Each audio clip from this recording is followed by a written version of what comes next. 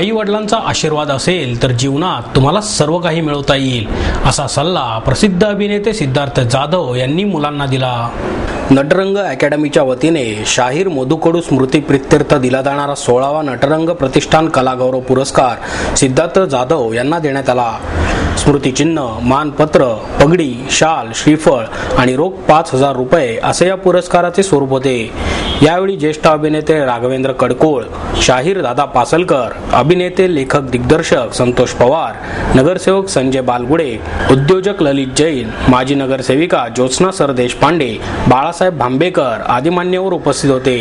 जाधव म्हणाले, इथे आलेल्या मुलांना यशस्वी होण्यासाठी मी 2 सल्ले देईन.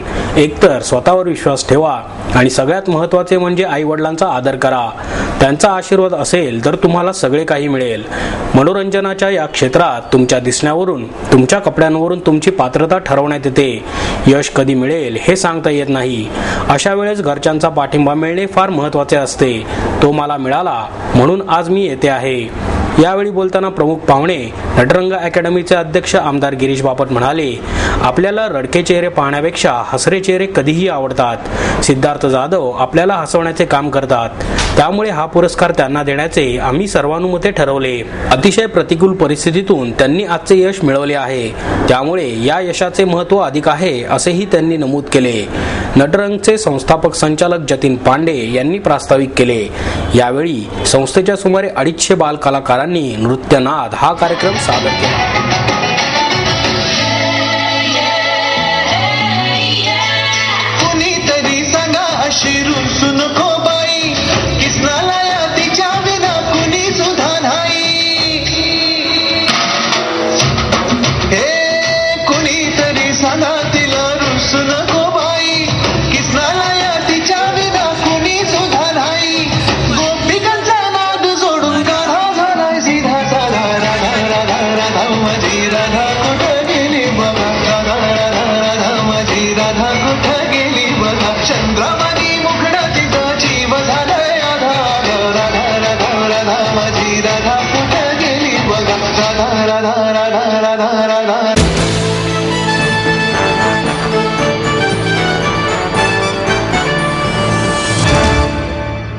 पालिका प्रशासनच न्यायालयाच्या आदेशाचा बागुलबुवा दाखवून होर्डिंग्जमध्ये कोट्यवधी रुपयांचा अपहार करत आहे, असा आरोप काँग्रेसचे नगरसेवक अविनाश बागवे यांनी केला.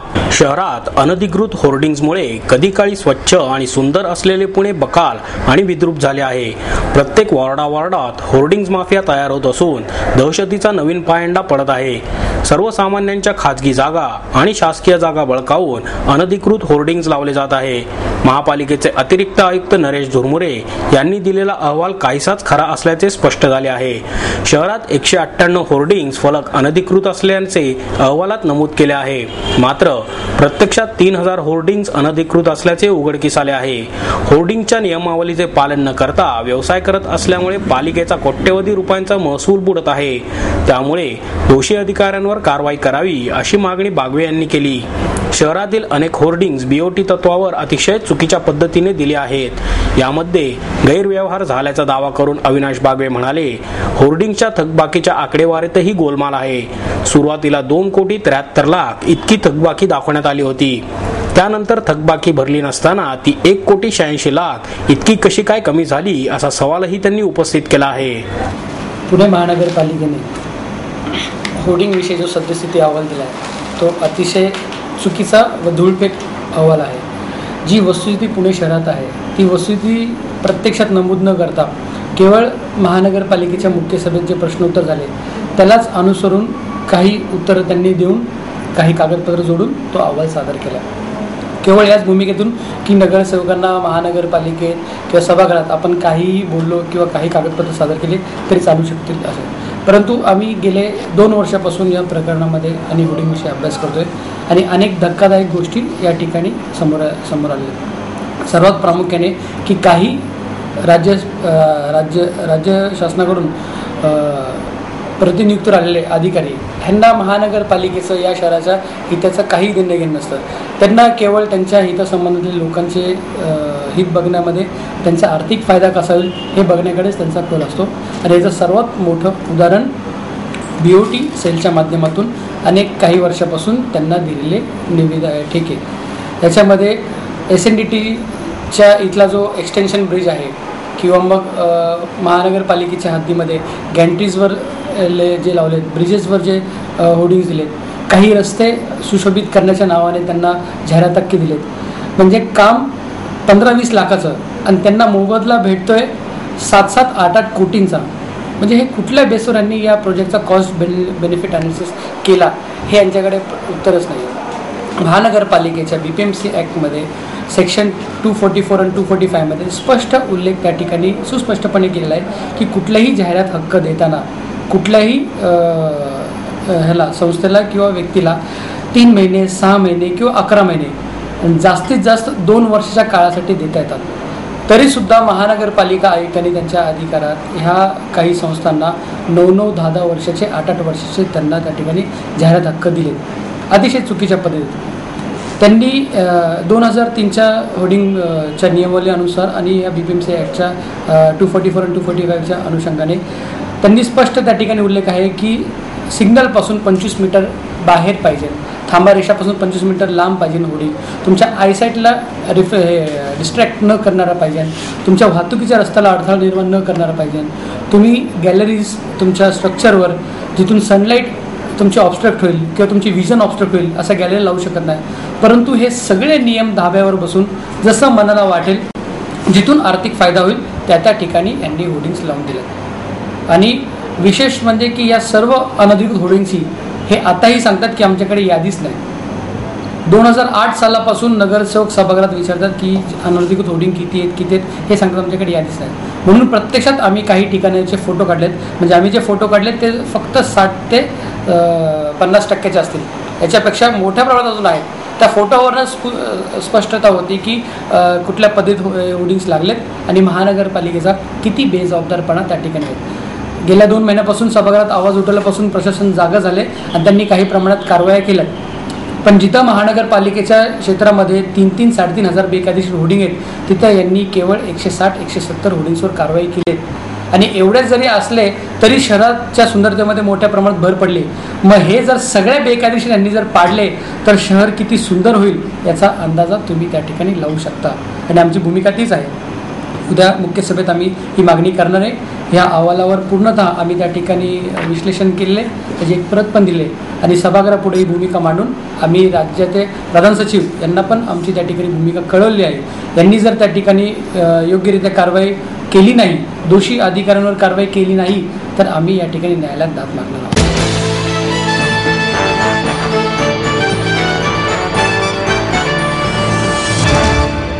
मुंबई पुणे प्रवासासाठी सर्वांची आवडती असलेली डेक्कन क्वीन 82 वर्षांची झाली. त्यानिमित्त दिनांक 1 जून रोजी या गाडीचा वाढदिवस मोठ्या दिमाखात पुणे रेल्वे स्थानकावर साजरा करण्यात आला. ही गाडी अनेक प्रवाशांच्या विशेषतः चाकरमान्यांच्या गळ्यातील ताईत बनली आहे. आज जरी डेक्कन क्वीन सर्वसामान्य चाकरमान्यांची झाली असली तरी या गाडीचा इतिहास फारच मनोरंजक आहे. साहेबांची गाडी अशी ओळख असलेली ही गाडी 1 जून 1930 साली मुंबईहून पुण्याकडे धावली. ब्रिटिशांचा ही गाडी सुरू करण्याचा उद्देश अतिशय वेगळा होता, कारण लष्कराच्या दृष्टीने त्यांना पुणे हे अतिशय सुरक्षित ठिकाण होते. तसेच जवळच महाबळेश्वर आणि पाचगणी ही थंड हवेची ठिकाणे होती. तेथे जाणे त्यांना सोयीचे व्हावे यासाठी या गाडीचा उपयोग होत होता. ही गाडी सुरू करण्यात आली त्यावेळी फक्त शनिवार आणि रविवार पुणे ते मुंबई या मार्गावर धावत होती. या गाडीतून शर्यतीच्या घोड्यांची ने-आण करण्यासाठी सुद्धा वापर करण्यात येत होता. भारताला स्वातंत्र्य मिळाल्यानंतर 1951 साली भारतीय रेल्वेची स्थापना झाली.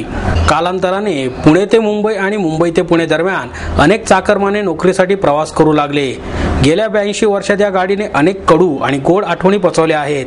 काळाच्या ओघात पूर्वी असलेला रंग काढून त्या ठिकाणी पिवळा रंग आला, तर इंग्रजांच्या काळात इंजिनावर असलेले पक्षाचे चिन्हही काढण्यात आले. या गाडीने आपले वेगळे आकर्षण कायम ठेवत लिम्का बुक ऑफ रेकॉर्डमध्ये सुवर्ण अक्षरांनी नाव कोरले आहे. तसेच खडच 9000 हे प्रथम मानाचे प्रमाणपत्र मिळवणारी ही पहिली गाडी आहे. या गाडीतून प्रवास करणाऱ्या अनेक चाकरमान्यांचे विवाह या गाडीत जुळले आहेत, तर अनेकांच्या सुख आणि दुःखात या गाडीने साथ दिली आहे. याची आठवण कायम राहावी यासाठी पुणे मुंबई रेल्वे प्रवासी संघाचे पदाधिकारी हेमंत टपाले आणि रेल्वे प्रवासी ग्रुपच्या अध्यक्षा हर्षा शहा यांच्या हस्ते या गाडीचा केक कापून वाढदिवस साजरा करण्यात आला. यावेळी गाडी हार आणि तुऱ्यांनी सजवण्यात आली होती.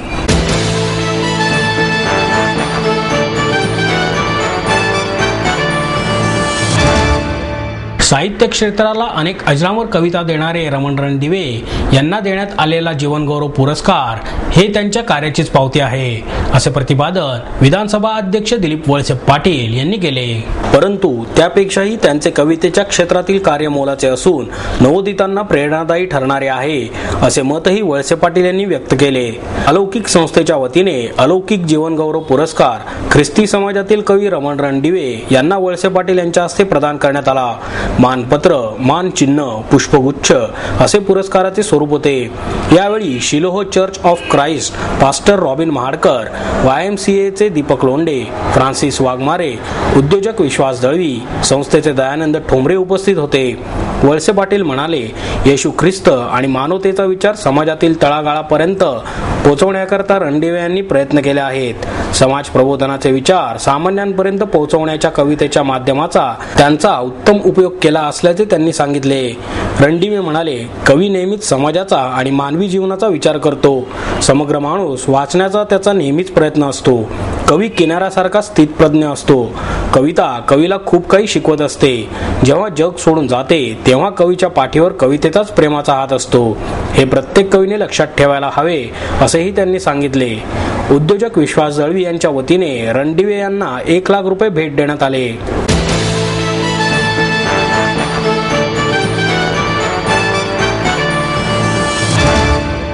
पेट्रोल दरवाढ, वाढती महागाई आणि भारतरत्न डॉक्टर बाबासाहेब आंबेडकर यांच्या विटंबनेच्या निषेधार्थ दलित पॅंथर ऑफ इंडियाच्या वतीने आंदोलन करण्यात आले. पेट्रोल दरवाढ रद्द न केल्यास केंद्रीय मंत्र्यांना महाराष्ट्रात प्रवेश बंद करण्यात येईल, असा इशारा पॅंथरचे अध्यक्ष बापूसाहेब भोसले यांनी दिला आहे. पुणे स्टेशन येथील दादासाहेब गायकवाड यांच्या पुतळ्यास पुष्पहार अर्पण करून या मोर्चाची सुरुवात करण्यात आली. यावेळी पॅंथरचे शेकडो कार्यकर्ते उपस्थित होते. पेट्रोल दरवाढ रद्द करावी, तसेच पेट्रोल विक्रीवरील वॅट पूर्णतः संपुष्टात आणावे. सामान्य माणसाला महागाईच्या विळख्यातून मुक्त करण्यासाठी केंद्र आणि राज्य सरकारने निर्णय घ्यावेत, असे प्रतिपादन भोसले यांनी केले. भारतीय राज्यघटनेचे शिल्पकार, युगपुरुष भारतरत्न डॉक्टर बाबासाहेब आंबेडकर यांची विटंबना करणारे NCERTच्या पदाधिकारी आणि जबाबदार अधिकाऱ्यांवर गुन्हे दाखल करून कठोर शिक्षा व्हावी.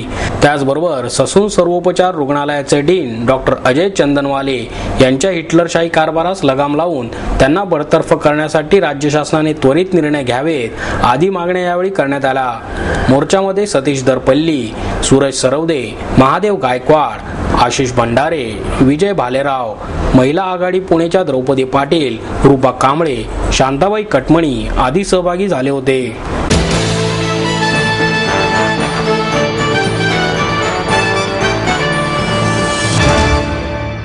विज्ञान आणि तंत्रज्ञानाच्या युगात मराठीचा प्रचार, प्रसार आणि जतन करण्यासाठी तंत्रज्ञानाची जोड दिली पाहिजे, असे मत महाराष्ट्र ज्ञान महामंडळाचे कार्यकारी अधिकारी डॉक्टर विवेक सावंत यांनी व्यक्त केले. पुणे मराठी ग्रंथालयाच्या वतीने स्वातंत्र्यवीर सावरकर यांच्या जयंतीनिमित्त डॉक्टर संग्राम पाटील लिखित परत मायभूमीकडे आणि डॉक्टर प्रभाकर कुंटे लिखित व्यंकटेश बापूजी केतकर परिचय या पुस्तकांना डॉक्टर विवेक सावंत यांच्या हस्ते पुरस्कार प्रदान करण्यात आले.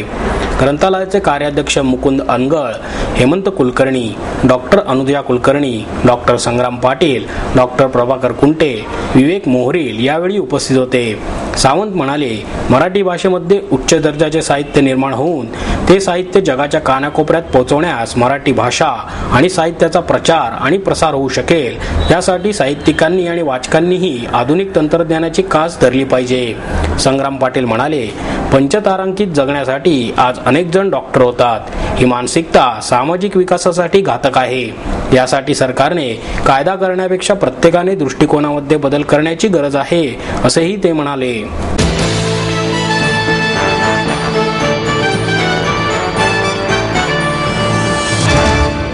आणि याबरोबरच हे बातमीपत्र संपलं. पुन्हा भेटूया उद्या याच वेळी. नमस्कार.